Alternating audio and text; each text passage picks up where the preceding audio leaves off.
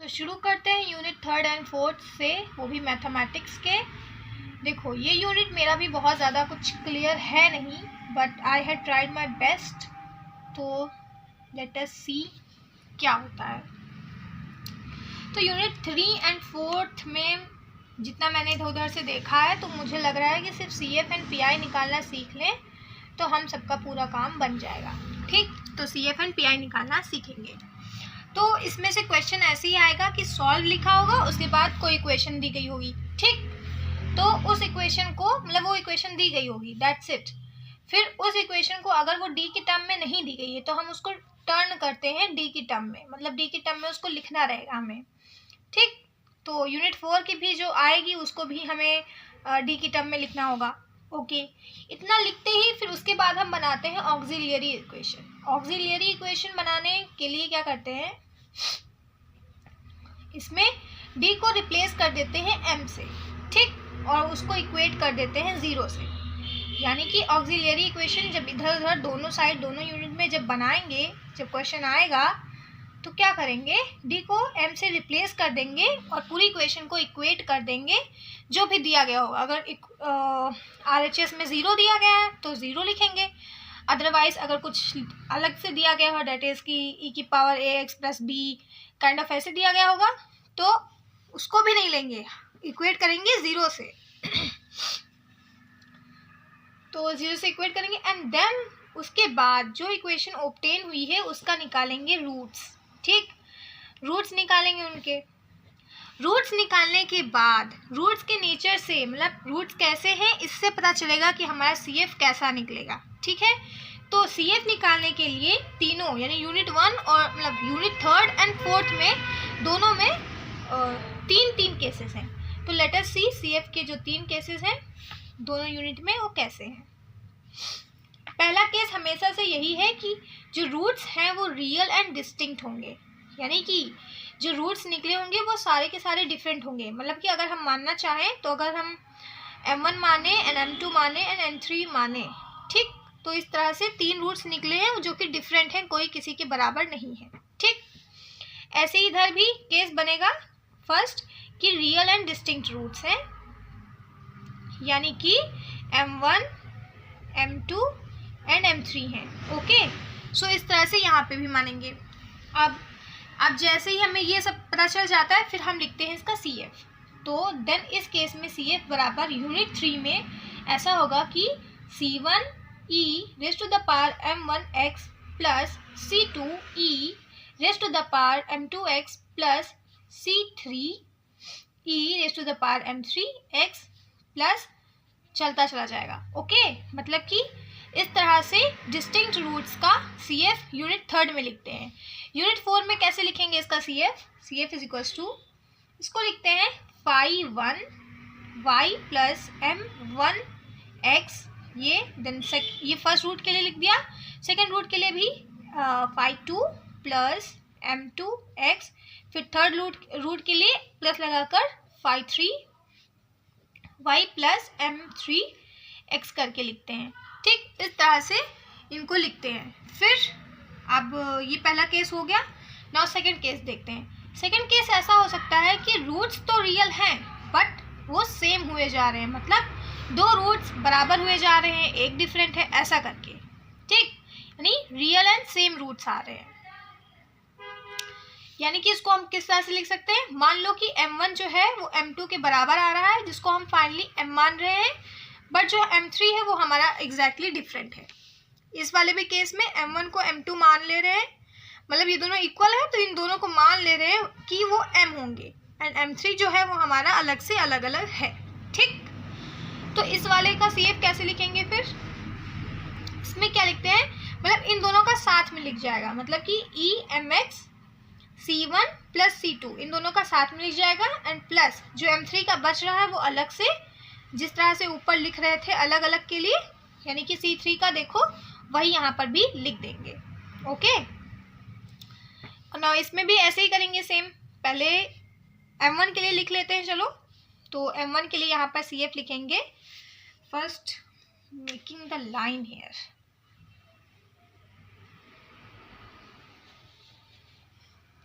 Okay, तो अब हम इसका सी एफ कैसे लिखेंगे, 5 1।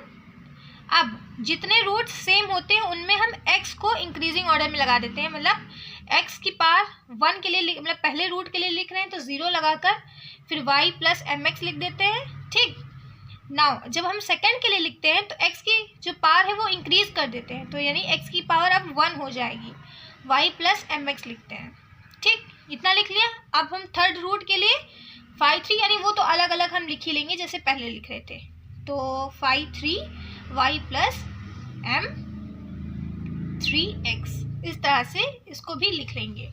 ओके, अब लास्ट केस बच रहा है इन दोनों में कि अगर हमारे रूट्स जो है वो कॉम्प्लेक्स रूट्स हो। कॉम्प्लेक्स रूट्स मतलब कि इमेजिनरी रूट्स, तो वो कैसे होंगे, m1 m2 होगा, और वो भी किस तरह से होंगे, alpha plus minus beta iota के फॉर्म में होगा। ठीक, सेम इधर भी कॉम्प्लेक्स रूट्स का केस देखेंगे यूनिट 4 में।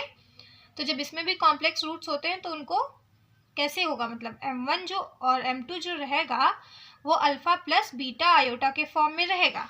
तो इसमें सबसे पहले क्या करते हैं कि अल्फा और बीटा की वैल्यू निकाल लेते हैं। ठीक, उनकी वैल्यूज को निकाल कर फिर सी एफ लिखते हैं। C F is equals to क्या हो जाता है, e raise to the power alpha X, यानी ये जो अल्फा की वैल्यू यहाँ पे निकलेगी ना वो यहाँ पर लिख लेंगे। Then C1 cos beta x, beta की भी वैल्यू निकाल लेंगे हम लोग, plus C2 sine beta x. ठीक, तो इस तरह से हमने इसकी कॉम्प्लेक्स रूट के भी CF लिख ली। ठीक, ऐसे ही इधर जब यूनिट 4 में आते हैं, इधर जब लिखना होता है तो CF इज इक्वल्स टू लिखते हैं कि अब इसमें भी हमको अल्फा एंड बीटा की वैल्यू पहले से ही निकाल लेनी है, अल्फा एंड बीटा की वैल्यू। जब हम वो अल्फा बीटा की वैल्यू निकाल लेंगे देन हम CF लिखेंगे पहले वाले रूट के लिए 5 1 y plus alpha x cos beta x, ये पहले रूट के लिए लिख लिया। नेक्स्ट रूट के लिए लिखते हैं CF 5 2 y plus alpha x sign beta x. ठीक, तो इस तरह से ये भी लिख लिया। इस तरह से हम तीनों मतलब कि तीन तीन केसेस हो गए, यानी 6 केसेस हैं पूरे, अगर हमको यूनिट 3rd एंड 4th दोनों के CF को निकालना है। अब जंप करते हैं चलो PI पर। तो अब PI कैसे निकलेगा ये मतलब किस तरह से देखते हैं, वो हम इक्वल टू के बाद क्या दिया गया है उससे पहचानते हैं कि PI कैसे निकलेगा। ठीक, अगर इज इक्वल टू के बाद 0 दिया गया है, यानी इज इक्वल टू के बाद यानी कोई भी इक्वेशन दी गई होगी एंड देन उसका इक्वेट करके कुछ दिया गया होगा ना टर्म, अगर वो टर्म 0 है तो यानी कि वहाँ की जो PI होगी वो भी 0 होगी। ठीक है, यानी कि वहाँ पर जनरल सॉल्यूशन जो होगा वो कैसा होगा, उसका general solution CF plus PI तो लिखते ही हैं हम, तो वहाँ पर जो जनरल सॉल्यूशन होगा वो CF के बराबर आ जाएगा। ठीक, यानी जब भी हमारा इक्वेशन जो दिया गया होगा, लाइक यहाँ पर कुछ भी दिया गया होगा इक्वेशन D की फॉर्म में और इज इक्वल्स टू 0 अगर लिखा रहेगा तो वहाँ पर जो जनरल सॉल्यूशन है वो CF के बराबर हो जाएगा, क्योंकि वहाँ की PI जो है वो ऑटोमेटिक 0 हो जाएगी। हेयर ऑल्सो PI अगर 0 दी गई है तो ये होगा, यानी ये तो पहला केस हो गया दोनों का। दूसरा केस अगर इज इक्वल्स टू के बाद यहाँ पर कुछ e raise to the power ax plus b करके दिया गया होगा तो वहाँ पर सॉल्व करेंगे। एंड यहाँ पर जो दूसरा केस है वो इज इक्वल्स टू के बाद में भी log ax प्लस by दिया गया होगा तब। ठीक, तो ये दोनों केसेस अब देखेंगे। तो यहाँ पर यूनिट 3 के केस में क्या करते हैं कि ऐसे कुछ दिया गया होगा तो हम PI उसकी सबसे पहले लिखते हैं। तो PI इज इक्वल्स टू लिखते हैं कैसे, 1 upon f within the bracket d dot e raise to the power ax plus b, ऐसे करके लिखते हैं। और यहाँ पर लिखा जाता है जो यहाँ पर हमको इक्वेशन दी गई होगी। ठीक, यानी यहाँ पे जो हमें इक्वेशन दी गई होगी वो एज इट इज़ यहाँ पर नोट कर देते हैं। नोट करने के बाद फिर हम क्या करते हैं, D को A लिखते हैं, यानी कि ये जो A है यानी कि ये D का प्लेस ले लेगा, यानी D की जगह पर A लिखेंगे और फिर उसको लिखकर सॉल्व करेंगे। ठीक, तो इसको अब फर्दर कैसे लिखेंगे, F D की जगह पर A पुट करेंगे और ये पूरी चीज़ एज इट इज़। ठीक, उसके बाद इसको अब नीचे वाला जो है ना डिनोमिनेटर, इस डिनोमिनेटर को सॉल्व करेंगे। ठीक है, अब डिनोमिनेटर को सॉल्व किया तो इसमें 2 केसेस बन सकते हैं, या तो हमारा डिनोमिनेटर 0 आ जाए और या फिर हमारा जो डिनोमिनेटर है वो कोई नंबर आ जाए। ठीक, कोई नंबर आ गया तब तो ठीक है, मतलब उस पॉइंट पर फिर जो पीआई निकली है वो करेक्ट है, यानी वही उसकी पीआई बन जाएगी। बट अगर कोई नंबर नहीं आया और ज़ीरो आ गया तब हम उसको कहते हैं फेल्ड, यानी केस पूरा फेल हो गया। एंड जैसे ही फेल्ड मिलता है तो हम फिर से ऊपर वाली इक्वेशन के ऊपर जाते हैं और उस पर काम करते हैं। तो इस पर क्या काम करेंगे, नाउ अगर ज़ीरो ना हुआ होता, कोई नंबर आता, तो वो पीआई वहीं पर वो वाली फिक्स हो जाती। ठीक, अब क्योंकि अगर ज़ीरो आ जाता कभी तो हम ये करते, नाउ क्या करेंगे, अब डायरेक्टली हम उसी वाली पे जाएंगे, नहीं जो फर्स्ट हमारी ओरिजिनल पीआई हमने लिखी है उस पर जाएंगे और उसमें क्या करेंगे, मल्टीप्लाई बाय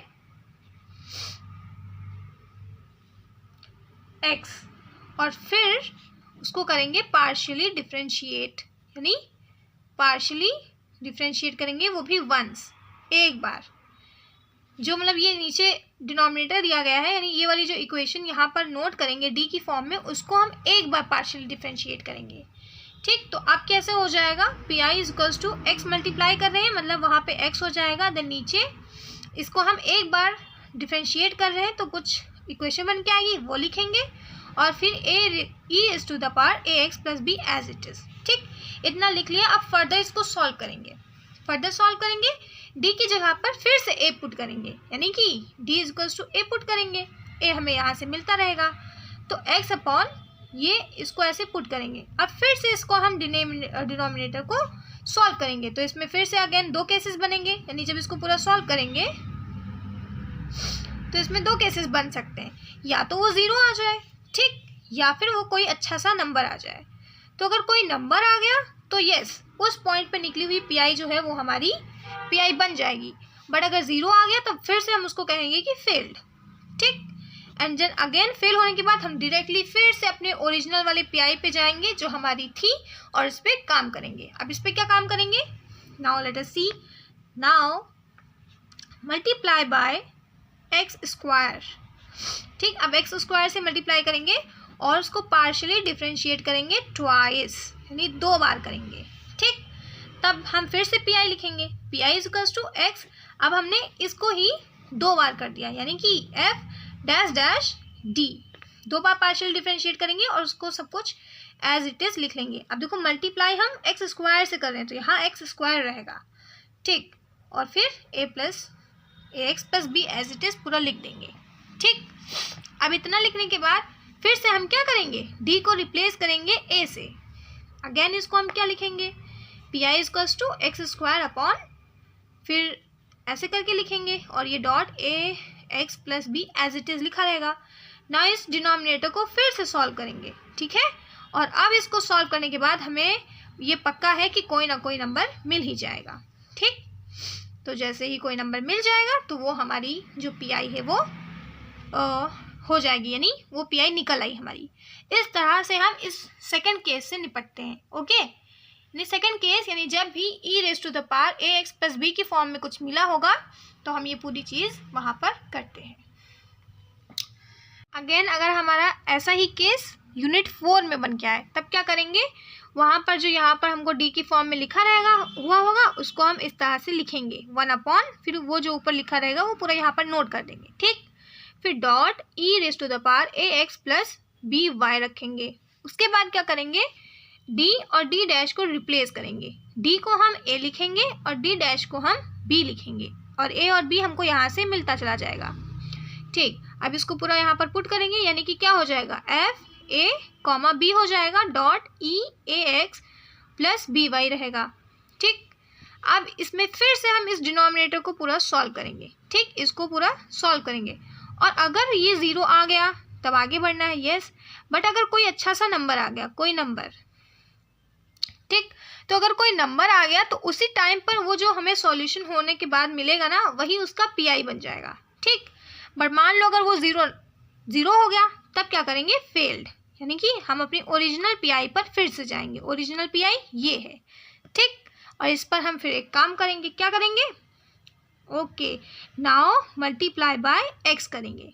ठीक, मल्टीप्लाई बाय एक्स और फिर से उसको हम पार्शियली डिफरेंशिएट वंस, एक बार उसको पार्शियली डिफरेंशिएट करेंगे।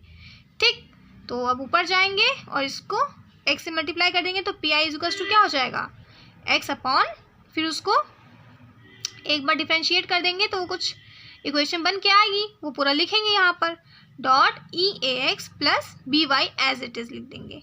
ठीक, अब उसके बाद क्या करते हैं, फिर से P I is equals to, अब यहाँ पर देखो डी को हम ए पुट करते हैं, डी डैश को बी पुट करते हैं, तो फिर से यहाँ पर करेंगे तो ए कॉमा बी पुट करेंगे और e A x plus B Y as it is यहाँ पर लिखा रहने देंगे।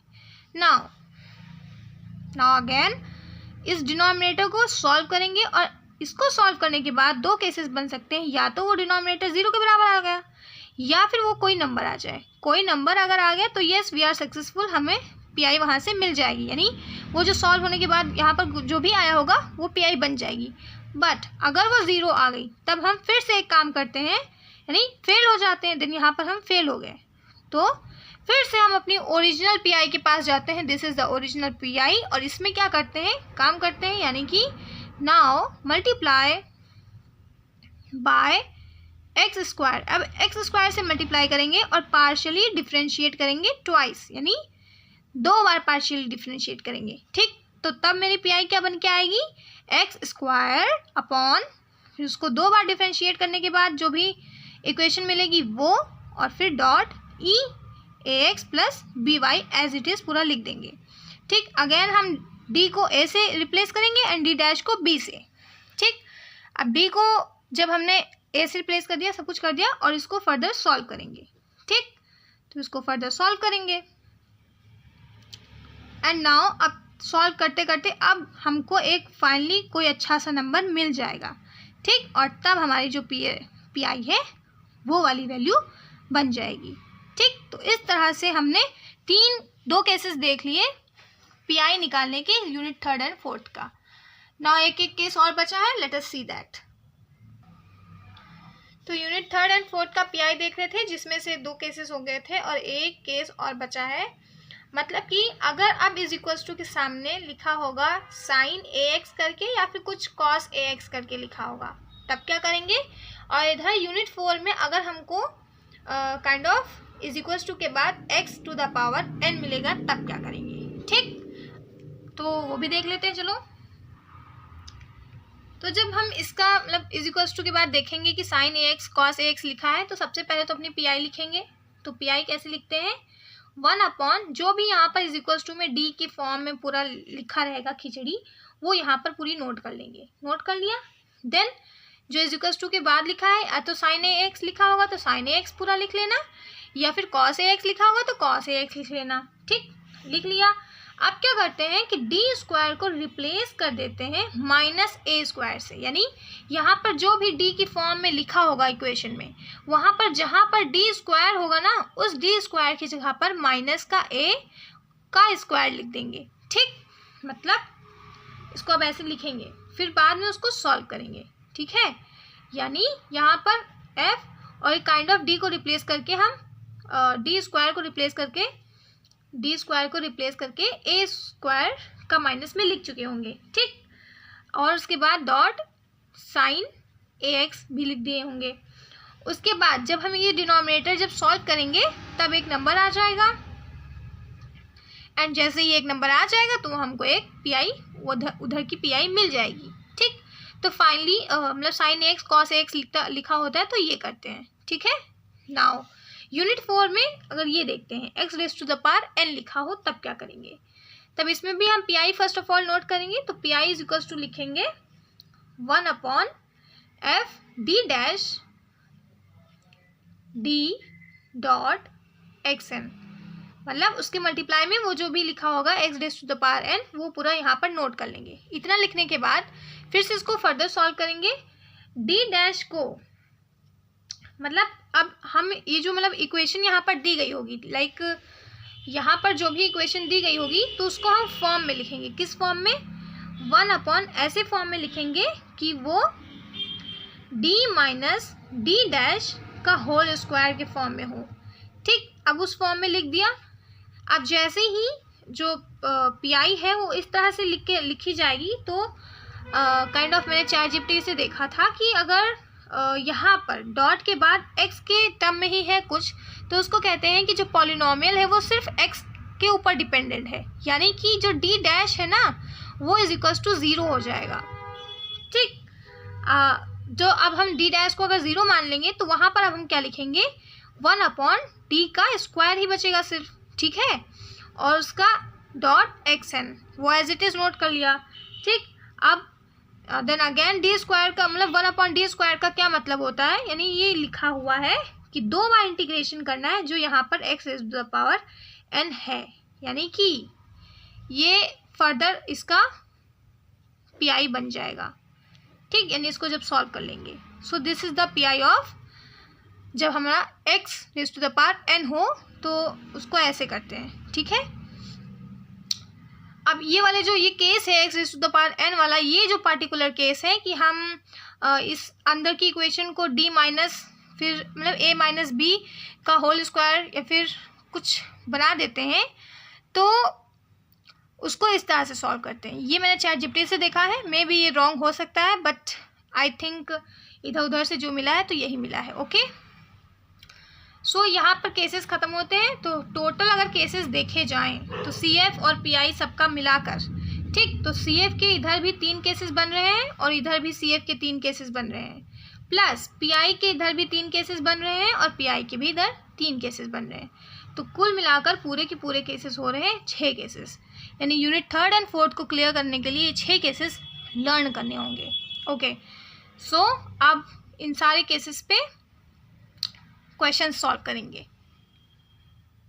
तो क्वेश्चन 1 है हमारा, solve d square plus 9y is equals to sine 4x। ठीक, तो ये क्वेश्चन है, अब इसको सॉल्व करते हैं। तो सबसे पहले देखो d की फॉर्म में दिया गया है, मतलब हमको d में अब चेंज नहीं करना पड़ेगा, डायरेक्टली इसकी ऑक्सिलरी इक्वेशन लिखेंगे। तो इसकी ऑक्सिलरी इक्वेशन लिखेंगे, वो हो जाएगी कि d को रिप्लेस कर देना है m से, d को रिप्लेस करेंगे m से, यानी कि m square plus 9 is equals to 0। ये y वगैरह सब हटा देंगे, इतना ही बचेगा। Finally m square plus 9 is equals to 0। फिर अब इसके रूट्स निकालेंगे तो m square is equals to -9 हो जाएगा, एंड जिसकी वजह से m is equals to plus minus under root -9 हो जाएगा, यानी कि अब इसको फर्दर सॉल्व करेंगे तो 3 अंडर रूट -1 बचेगा, मीन्स प्लस माइनस का 3 आयोटा हो गया ये, यानी कि जो हमारे रूट्स निकले हैं वो m1 निकला है प्लस 3 आयोटा और m2 निकला है -3 आयोटा। तो ये कॉम्प्लेक्स रूट हो गए, यानी कि अब इसमें मुझे अल्फ़ा एंड बीटा की ज़रूरत पड़ेगी, तो अल्फ़ा एंड बीटा की वैल्यू निकालेंगे। इसको कंपेयर करेंगे अल्फ़ा प्लस बीटा आयोटा से, तो इसकी वजह से अल्फ़ा यानी कि यहाँ पर कुछ नहीं है यानी 0, यानी कि अल्फ़ा इक्वल्स टू 0 आ गया, और बीटा को जब ऊपर से कंपेयर करेंगे तो ये 3, यानी कि बीटा की वैल्यू यहाँ से +3 आई है। देन हेयर ऑल्सो इसको भी अल्फ़ा प्लस, अब यहाँ पर इसको भी कंपेयर करेंगे अल्फ़ा प्लस बीटा आयोटा से, जिसकी वजह से अल्फ़ा की वैल्यू तो यहाँ पे हमको ये देखो 0 मिल जाएगी, यानी अल्फ़ा इक्वल्स टू 0, और बीटा की वैल्यू मिलेगी -3। इस तरह से अल्फ़ा एंड बीटा की वैल्यूज़ मिल जाएंगी, और अल्फ़ा बीटा मिलते ही CF कैसे लिखेंगे, e raise to the power alpha x bracket C1 cos beta x plus C2 sine beta x। अब अल्फ़ा एंड बीटा की वैल्यूज़ रख देंगे। सो e अल्फ़ा की वैल्यू 0 थी, x C1 cos बीटा की वैल्यू पहले वाले के लिए +3 थी, मतलब 3x हो गया इधर, प्लस C2 साइन सेकेंड वाले के लिए बीटा की वैल्यू -3 थी, यानी कि -3x। तो इस तरह से ये हो गया ना। इसको फर्दर अगर लिखना चाहें तो e raise to the power 0, यानी कि ये सब कुछ 1 हो जाएगा, यानी फाइनली जो है CF is equals to C1 cos 3x plus C2 sine -3x निकला है।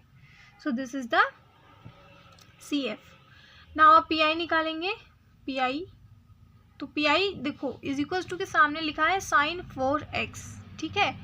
तो जब इज इक्वल्स टू के सामने साइन 4x लिखते हैं, लिखा रहता है, तो उसकी पी आई कैसे निकलेगी, ऐसे लिखते हैं उसकी पी आई को।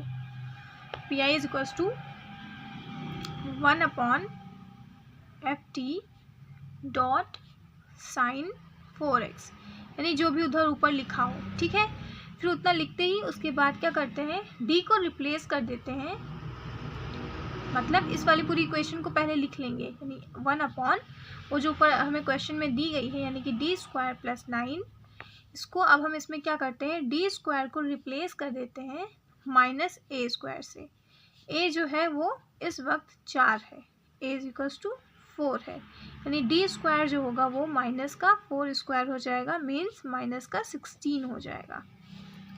तो यहाँ पर माइनस का 16 पुट करेंगे d² की जगह पर, तो -16 + 9 इज इक्वल्स टू 1/, जब इसको फर्दर सॉल्व करेंगे तो ये आएगा -7, और ये dot sine 4x as it is चलता रहेगा उसके साथ,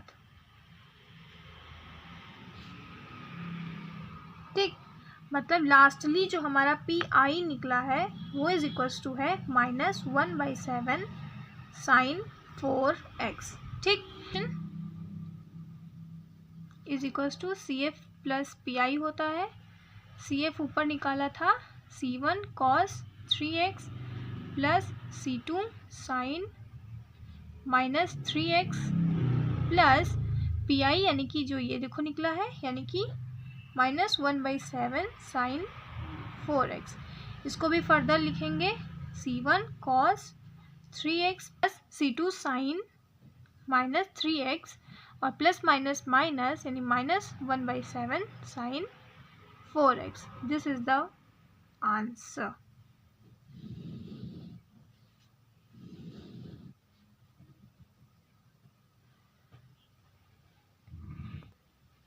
क्वेश्चन 2 देखेंगे अब। So question 2 is solve d² - 3d + 2y is equals to 2e⁻x, ठीक। तो इक्वेशन मिलती ही सबसे पहले ऑक्सिलियरी इक्वेशन लिखेंगे। Auxiliary equation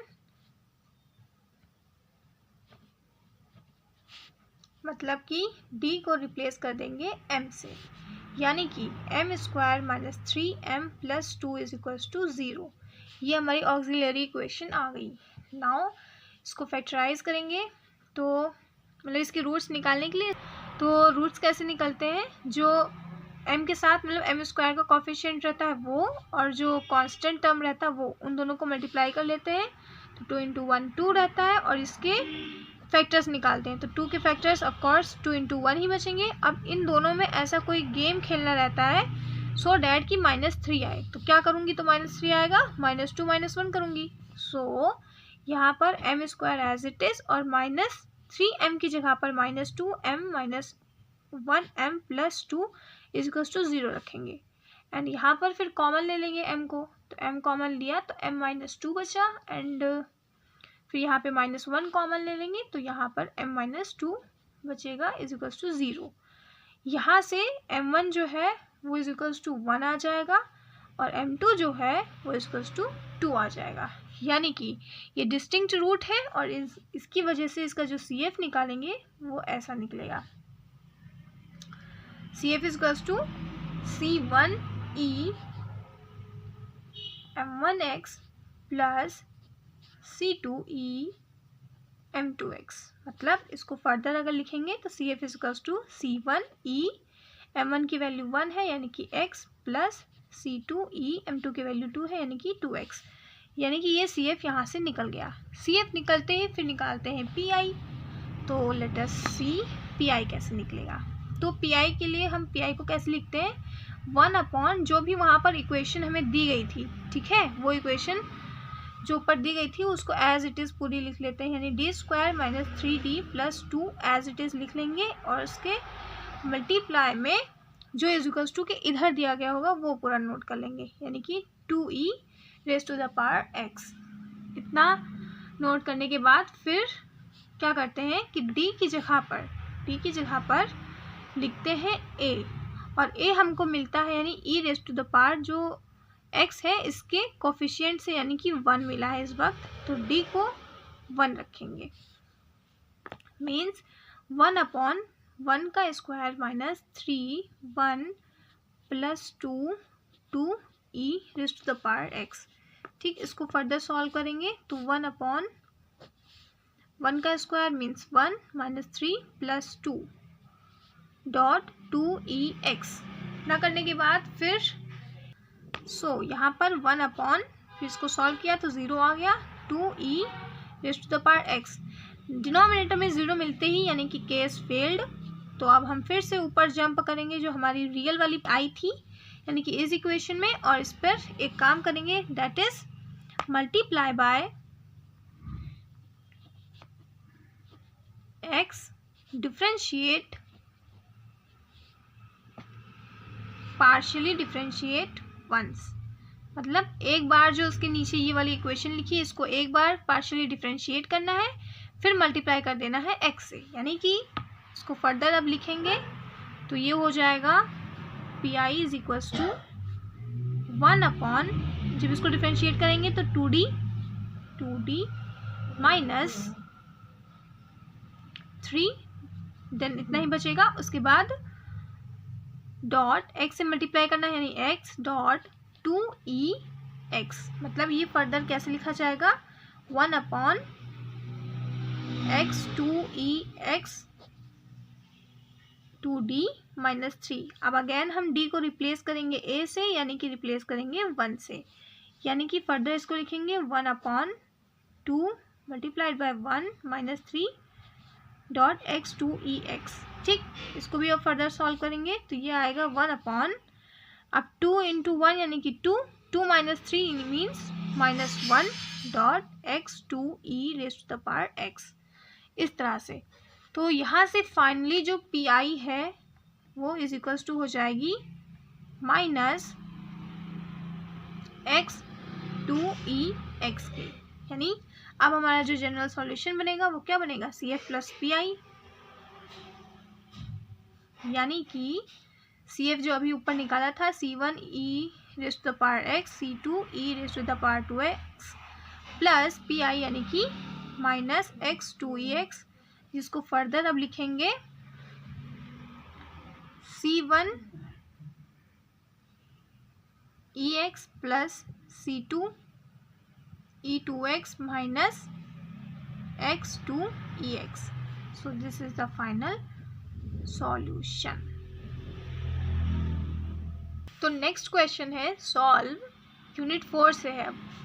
solve d square plus d dot d dash minus 6d dash square z equals to sine 2x plus y, यानी कि ये पूरा क्वेश्चन दिया गया है, लेट अस सॉल्व इट। तो क्वेश्चन मिलते ही सबसे पहले ऑक्सिलियरी इक्वेशन लिखते हैं। Auxiliary equation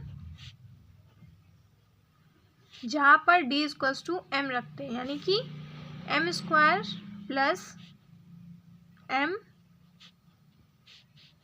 minus 6 is equals to 0 लिखेंगे। इतना लिखने के बाद अब इसके रूट्स निकालते हैं, और रूट्स निकालने के लिए इसका फैक्टराइजेशन करेंगे। तो वो कैसे होता है, m स्क्वायर का जो कोफिशिएंट है यानी कि 1 इंटू माइनस 6 करेंगे, यानी कि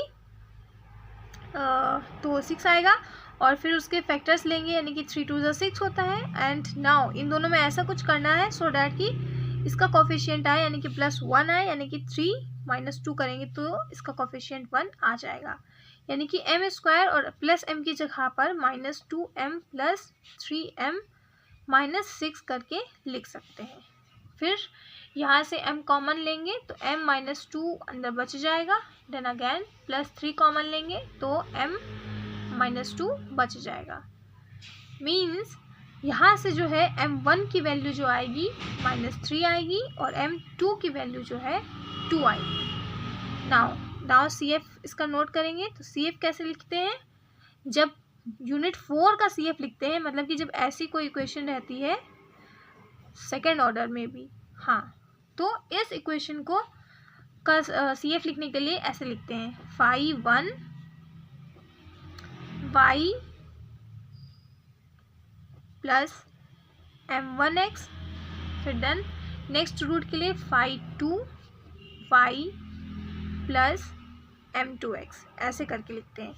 ठीक, तो यानी कि यहाँ पर फर्दर CF क्या हो जाएगा, phi 1 y plus m1 minus है यानी कि minus 3x plus phi 2 y और m2 की वैल्यू 2 है यानी कि प्लस 2x, यानी कि इसको फर्दर लिख सकते हैं phi 1 y minus 3x plus phi 2 y plus 2x। इतना लिखते ही CF मिल गया। नाउ CF मिलते ही PI को कैलकुलेट करते हैं, तो PI के लिए क्या लिखेंगे, इज इक्वल्स टू 1 अपॉन, ये पूरी इक्वेशन यहाँ पर नोट करते हैं, यानी कि पूरी नोट करेंगे एंड डॉट में जो इज इक्वल्स टू के इधर लिखा था यानी कि वो साइन 2x प्लस वाई, वो इधर पूरा नोट कर लेते हैं, नोट कर लिया। नाउ इसकी जगह पर ये जो ऊपर पूरी इक्वेशन दी गई है वो नोट करते हैं, तो f काइंड ऑफ ये d कॉमा d डैश करके थी।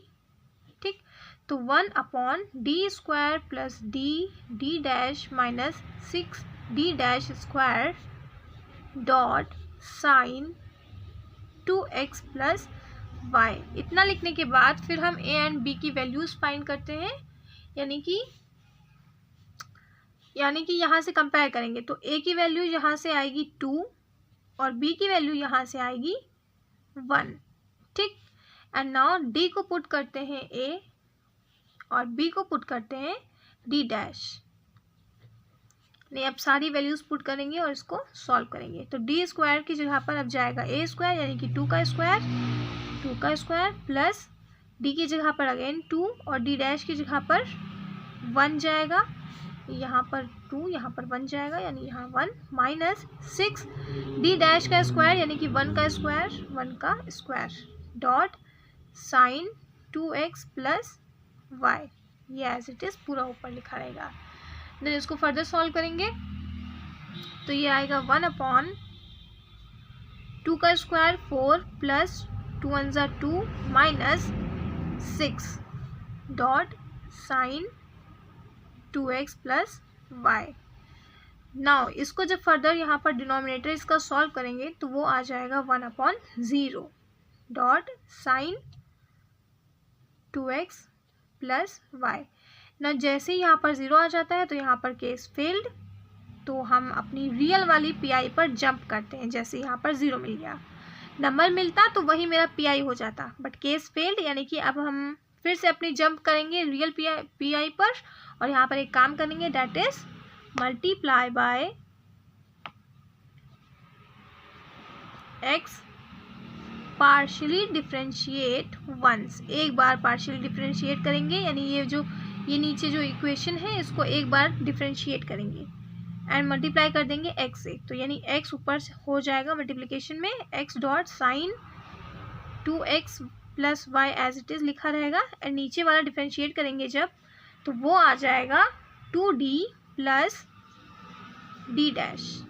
ठीक, इतना आ गया। नाउ इसको भी फर्दर सॉल्व करेंगे, तो फर्दर इसको जब सॉल्व करेंगे तो x dot sine 2x plus y as it is और नीचे d की जगह पर और अगेन a जाएगा यानी कि 2, यानी 2 इंटू 2 जाएगा, देन प्लस d डैश की जगह पर b जाएगा यानी कि 1, यानी कि 1।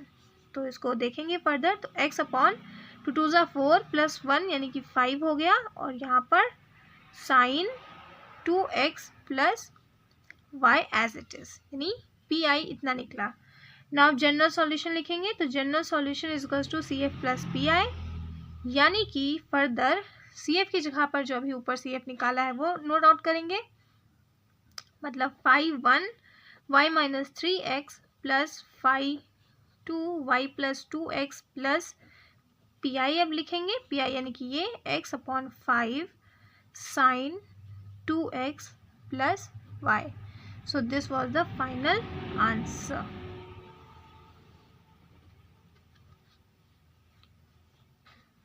नाउ इतना हो गया है एंड नेक्स्ट क्वेश्चन अब करते हैं। Now next question is unit 4 से है, solve 4d square plus 12d dot d dash plus 9d dash square is equals to e raise to the power 3x minus 2y। ठीक, अब इसको further solve करेंगे। तो क्वेश्चन मिलते ही सबसे पहले ऑक्सिलियरी इक्वेशन लिखते हैं। तो ऑक्सिलियरी इक्वेशन लिखेंगे इसकी, यानी कि d को रिप्लेस कर देंगे m से। ओके, तो यहाँ पर अब हो जाएगा 4m square plus 12m plus 9 is equals to 0।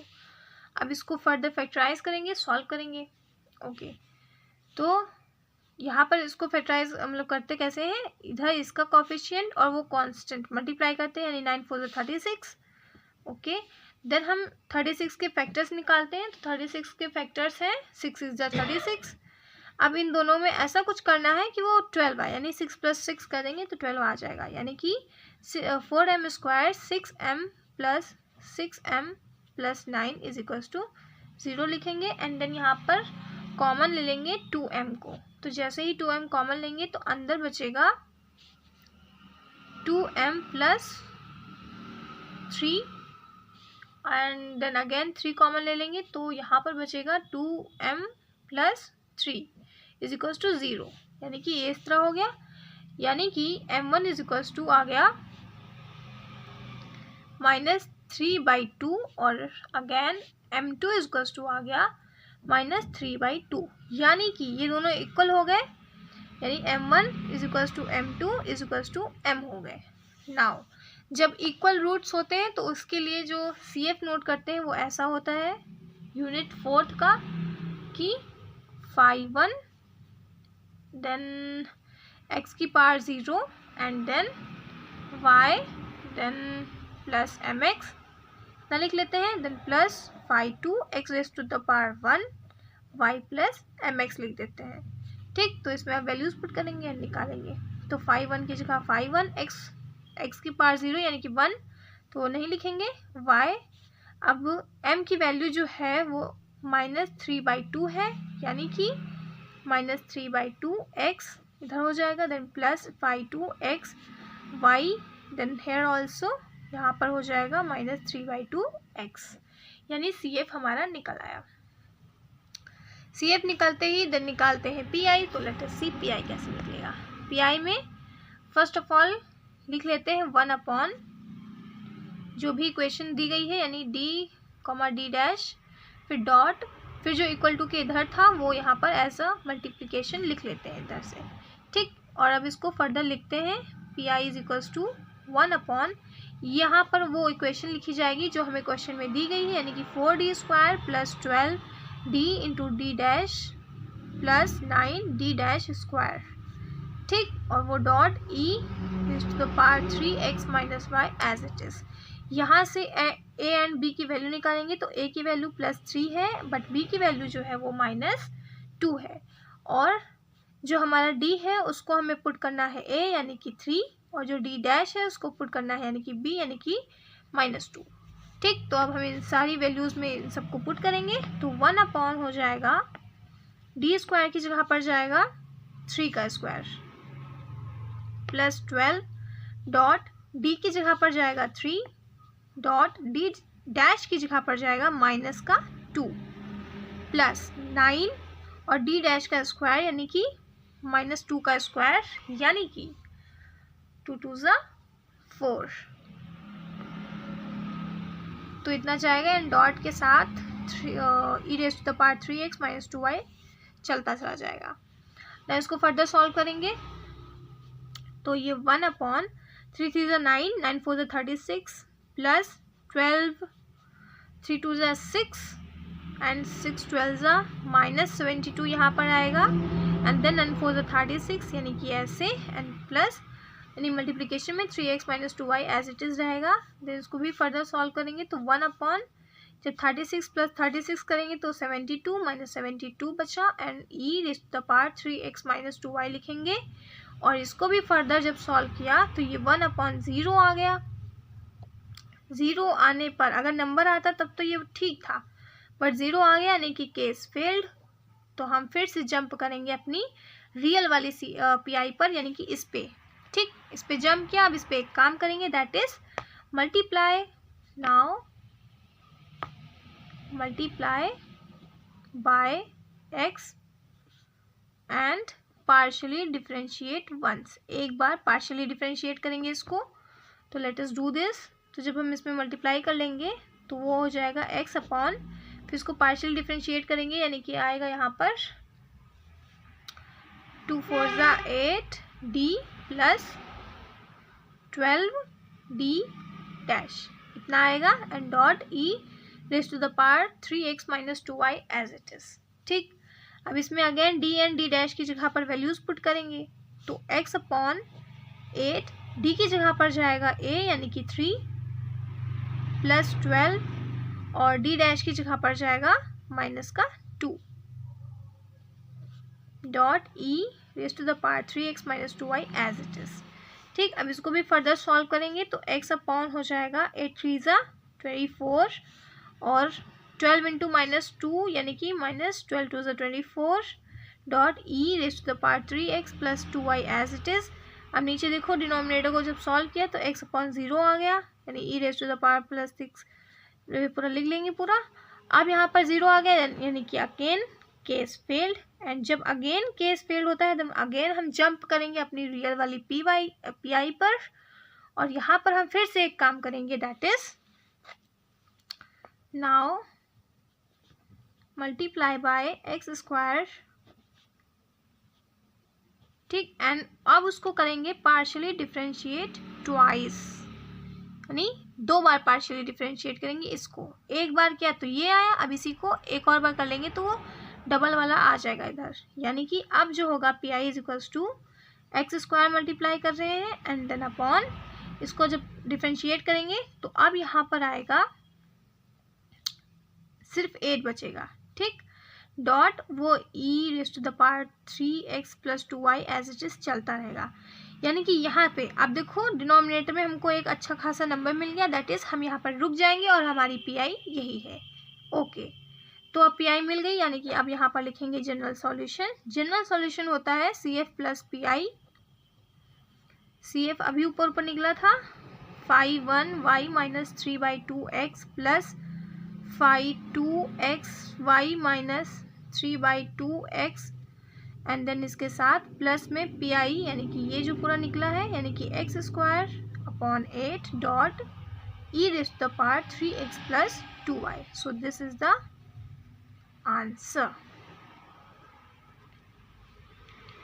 This is the final answer. आप मूव करते हैं नेक्स्ट क्वेश्चन पर। नेक्स्ट क्वेश्चन भी हमारा यूनिट 4 से है, तो solve D square minus 2d dot D dash square is equals to e raise to the power x plus 2y plus x का क्यूब। ठीक, so this is the next question, late us solve this. Question मिलते ही auxiliary equation बनाते हैं जिसमें हम d को replace करते हैं m से, तो d को रिप्लेस करेंगे m से, यानी कि अब ये जो फाइनली होगी m square minus 2m plus 1 is equals to 0। अब इसको फर्दर सॉल्व करेंगे, यानी कि इसका फैक्टराइजेशन मेथड से वो निकालेंगे, फैक्टराइजेशन करेंगे तो इसका कोफिशिएंट कांस्टेंट टर्म से मल्टीप्लाई होगा, यानी कि 1 1 ज़ा 1, और उसके फैक्टर्स यानी कि 1 इंटू 1, इनको इस तरह से कुछ करना है सो डैट कि बीच वाला आए यानी कि -2 आए, तो इसको हम -1 कर देंगे तो 2 आ जाएगा। तो m square minus 1m minus 1m plus 1 is equals to 0, यानी कि अब जब यहाँ पर m को कॉमन ले लेंगे तो m माइनस 1 बचेगा, एंड देन यहाँ पर -1 को कॉमन लेंगे तो m माइनस 1 बचेगा, यानी कि यहाँ से जो m1 है वो भी 1 आ जाएगा एंड m2 जो है वो भी 1 आ जाएगा, means that m1 equals to m2 equals to m है, यानी कि 1 है। तो इसके लिए CF लिखेंगे, तो CF यूनिट 4 में सेम रूट्स के लिए ऐसा होता है कि 5 1 with in the bracket y plus mx लिखते हैं, यहाँ पर x की पावर 0 रहती है, ठीक है, प्लस 5 2, अब x की पावर इंक्रीज होगी तो 0 यानी कि प्लस 1 हो जाएगी अब, यानी कि y प्लस mx अब इधर लिख देंगे। ठीक, अब इसको जब पूरा वैल्यूज रखेंगे ऊपर से यहाँ पर, तो ऐसे आएगा कि 5 1 x की पावर 0 यानी कि कुछ नहीं, y और यहाँ पर m की जगह पर बन जाएगा यानी कि y plus x plus 5 y plus m की जगह पर बन जाएगा यानी कि x, यानी CF हमारा ये निकल आया। ओके, CF निकालने के बाद फिर हम निकालते हैं PI। तो PI निकालेंगे, PI के लिए 1/f d dash comma d लिखेंगे और डॉट में जो भी ऊपर दिया गया है इज इक्वल टू के बाद, तो इज इक्वल टू के बाद दिया गया है EX plus 2y plus x का क्यूब। अब यहाँ पर दो टर्म्स है, ये है एक अलग से और ये भी है एक अलग से, तो हम यहाँ पर पार्ट्स में ले लेते हैं, यानी कि ये जो है अब PI जो रहेगा वो कुछ ऐसा आएगा कि 1/, इसकी जगह पर पूरी वो इक्वेशन लिख लेंगे। First of all d square minus 2d dash plus d dash square, इतना लिखने के बाद फिर EX plus 2y as it is, ऊपर इतना लिख देंगे और उसके बाद प्लस में फिर से पूरा लिखेंगे ये वाला d square minus 2d dash plus d square dot x cube, यानी ये फर्स्ट पार्ट हो गया और ये सेकंड पार्ट हो गया। यानी कि इसको पूरा अलग से सॉल्व करेंगे एंड देन इसको पूरा अलग से सॉल्व करेंगे, उसके बाद PI जो होगा वो फर्स्ट प्लस सेकंड और फिर उसके बाद CF से प्लस हो जाएगा, तब जाके जनरल सॉल्यूशन मिलेगा। तो लेट अस डू दैट। तो फर्स्ट वाला पार्ट यहीं कर रहे हैं, पार्ट 1। तो उसमें जो है PI इज इक्वल्स टू क्या होगा, 1/d square minus 2d into d dash plus d dash square dot e raise to the power x plus 2y। यहाँ से a की वैल्यू कंपैरिजन पे 1 निकलेगी और b की वैल्यू प्लस 2 निकलेगी। a की वैल्यू हम रखते हैं d डैश की और 2 यानी कि जो b है उसको हम रखते हैं, a की वैल्यू d रखते हैं और b की d डैश रखते हैं। ओके, तो अब वैल्यूज सारी पुट करेंगे और इसमें PI निकालेंगे। तो 1/d की जगह पर जाएगा 1 यानी 1 का स्क्वायर माइनस 2d की जगह पर 1 और d डैश की जगह पर 2 प्लस d डैश का स्क्वायर यानी कि 2 का स्क्वायर, यानी कि 2 का स्क्वायर यहाँ पर जाएगा। फिर इसको फर्दर सॉल्व करेंगे और e raise to the power x plus 2y as it is. तो e raise to the power x plus 2y as it is और नीचे इसको सॉल्व करेंगे तो 1 1 ज़ा 1 माइनस 2 2 ज़ा 4 प्लस 2 2 ज़ा 4।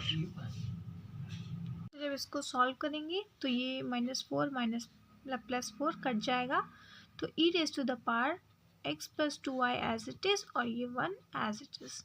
ठीक, तो PI फर्स्ट पार्ट का निकल आएगा is equals to e raise to the power x plus 2y। Now second part का देखेंगे। सेकेंड पार्ट का PI था इज इक्वल्स टू 1/, पूरी इक्वेशन लिखेंगे यहाँ पर d square minus 2d into d dash plus d dash का square dot x raise to the power 3। ठीक, ये थी। अब इसको फर्दर कैसे सॉल्व करेंगे, यहाँ पर हम देख रहे हैं कि ये कैसे फॉर्म में लिखा है, a square minus 2ab plus b square के फॉर्म में लिखा है, यानी कि इसको हम शॉर्ट में अगर लिखना चाहें तो a माइनस b का होल स्क्वायर लिख सकते हैं, यानी कि ये 1/d माइनस d डैश का whole square dot x cube लिखा हुआ है। ठीक, एंड इसके बाद हम यहाँ पर देखेंगे कि जो हमारी इक्वेशन है उसका जो RHS है वो x पर ही डिपेंडेंट है। ठीक, तो यहाँ पर एक लाइन लिखेंगे, here RHS is only dependent on x, मतलब वो y पे डिपेंडेंट है ही नहीं, डिपेंडेंट ऑन x, और इसीलिए ये जो d डैश की वैल्यू है वो 0 बन जाएगी।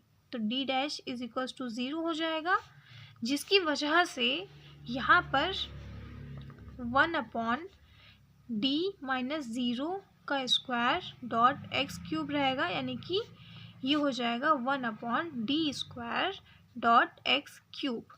ठीक, अब इसको पूरा फर्दर सॉल्व करेंगे। ये तो लिखा हुआ है इन्वर्स ऑफ d स्क्वायर, मतलब ये इसकी जगह पर ये लिखा हुआ है कि इंटीग्रेशन कर दो 2 टाइम्स ऑफ x क्यूब। ठीक, तो इसको फर्दर जब सॉल्व करेंगे तो एक बार इंटीग्रेशन किया x क्यूब का तो वो आएगा x raise to the power 4/4 dx। Further इसको एक और बार इंटीग्रेट करेंगे तब यहाँ पे आंसर आएगा x raise to the power 5/4 into 5 will be 20। तो हमारे जो नेक्स्ट पार्ट की पी आई निकली है वो ये निकल गई। नाउ दोनों पी आई निकलते ही फाइनल जो पी आई होगा वो इज इक्वल्स टू हो जाएगा, जो हमारी ऊपर निकली थी वो e raise to the power x plus 2y plus ये जो अब निकली है वो। ठीक, इन दोनों को लिखने के बाद पी आई निकल आई। अब लिखते हैं इसका जनरल सॉल्यूशन। तो जनरल सॉल्यूशन होता है C F plus P I. तो सी एफ हमारा निकला था 5(1) plus x plus 5(2) y plus x, और पी आई हमारा इतना निकला है यानी कि plus e x plus 2y plus x raise to the power 5/20। तो ये फाइनली जनरल सॉल्यूशन निकला है। So this was the answer. Now again यहाँ पर जो हम पी आई निकाल रहे हैं x raise to the power n की, ठीक, तो इसमें जो हम ये d dash is equals to 0 लिख रहे हैं, ये जो चीज़ है मैंने चैट जीपीटी से देखी है। Maybe it is wrong, so accept this on your own risk, क्योंकि ये गलत भी हो सकता है। अदर आंसर यही आ रहा है, चाहे इस तरह से करो चाहे उस तरह से, बाइनोमियल एक्सपेंड करके, चाहे इस तरह से करो। नेक्स्ट क्वेश्चन है लेग्रांजे सॉल्यूशन से। तो y z p minus x z q is equals to x y, इसको सॉल्व करना है। तो इसमें कुछ लेग्रांजे से कुछ करते हैं। तो लेट अस सी कंपेयरिंग, मतलब इसका सॉल्यूशन ही ये है। Solution comparing with capital P small p minus capital Q small q is equals to R. तो जब इसके साथ कंपेयर करेंगे इसको, तो कैपिटल पी की वैल्यू मिलेगी वाई जेड एंड क्यू की वैल्यू मिलेगी minus x z and R की वैल्यू मिलेगी एक्स वाई। ठीक, अब इन सब की वैल्यू मिलते ही देन हम करते हैं बाय लेग्रांजे इक्वेशन। देखेंगे यहाँ पर, तो ये है d x upon capital P is equals to d y upon capital Q is equals to d z upon capital R. तो सारी वैल्यूज पुट करेंगे, तो d x upon y z is equals to d y upon minus x z is equals to R की जगह पर ये D z upon are यानी कि एक्स वाई। ठीक, अब इतनी इक्वेशन बनते ही देन हम इसमें फर्स्ट सेकंड थर्ड ऐसे टर्म्स मानते हैं और फिर हम सॉल्व करते हैं किन्हीं दो इक्वेशंस को लेकर। हमें ऐसे इक्वेशंस को लेने होते हैं सो डैट कि दोनों इक्वेशन से कुछ ना कुछ कट रहा हो, सिर्फ एक चीज़ बच रही हो। ठीक, तो हम सबसे पहले लेंगे first and second, taking first and second. तो जब हम इन दोनों को लेंगे तो ये हो जाएगा d x upon y z is equals to second यानी कि ये d y upon x z, वो भी माइनस में। ठीक, तो अब इसमें से वी कैन सी जेड से जेड कट जाएगा यानी कि ये एक्स जब इधर चला जाएगा तो x d x is equals to minus ये वाई इधर वाई डी वाई। ठीक, अब इतना होते ही फिर उसके बाद करते हैं integrating both side, integrating both side. तो हम दोनों साइड इंटीग्रेट कर देते हैं। तो हम यहाँ पर देन ऐसे लिखते हैं x d x is equals to integration of y d y. तो इसको फर्दर अब करेंगे, तो x का जब करेंगे तो एक्स स्क्वायर अपॉन 2 आएगा इज इक्वल्स टू, माइनस को इधर रख लेंगे, एंड y को करेंगे तो वाई स्क्वायर अपॉन 2 आएगा प्लस c आएगा। नाउ हम कांस्टेंट को c1 अपॉन 2 भी लिख देंगे। देन फिर क्या होगा, इसका जो मतलब ये माइनस वाई स्क्वायर इधर आएगा यानी x square upon 2 plus Y square upon 2 बचेगा और यहाँ पर c1 अपॉन 2 बचेगा, जिसकी वजह से c1 फिर यहाँ पे is equals to x square plus Y square upon 2 बचेगा। ठीक, अब ये 2 से कट जाएगा यानी कि finally c1 is equals to x square plus Y square मिल जाएगा। नाउ इधर c1 मिलते ही देन हम उधर फिर से कुछ ऐसा लेते हैं ताकि कट सके, यानी कि फिर से अब हम लेंगे यहाँ पर टेकिंग, इस बार लेंगे फर्स्ट एंड थर्ड को। Okay, now first and third को लेंगे, यानी कि dx upon y z is equals to y. ठीक, अब इसमें से क्या देखेंगे कि वाई वाई देखो यहाँ पर कैंसिल आउट हो गया और x यहाँ पर चला जाएगा, यानी x dx is equals to z वहाँ पर, यानी z dx z। ठीक, फिर यहाँ पर इसको फिर से इंटीग्रेट कर देंगे, तो इंटीग्रेटिंग बोथ साइड, जब दोनों साइड कर देंगे तब इसकी जो मतलब ऐसे लिखेंगे x dx is equals to integration of z dz करेंगे, तो x का एक्स स्क्वायर अपॉन 2 और z का z square upon 2 plus c2। ठीक, अब उस c2 के नीचे मैंने कांस्टेंट के नीचे भी 2 ले लेंगे।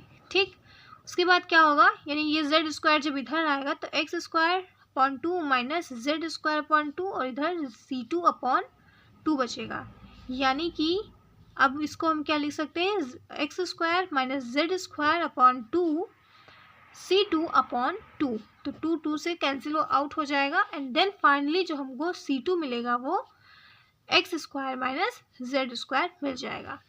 अब c1 c2 मिलते ही देन हम सॉल्यूशन लिखते हैं, तो सॉल्यूशन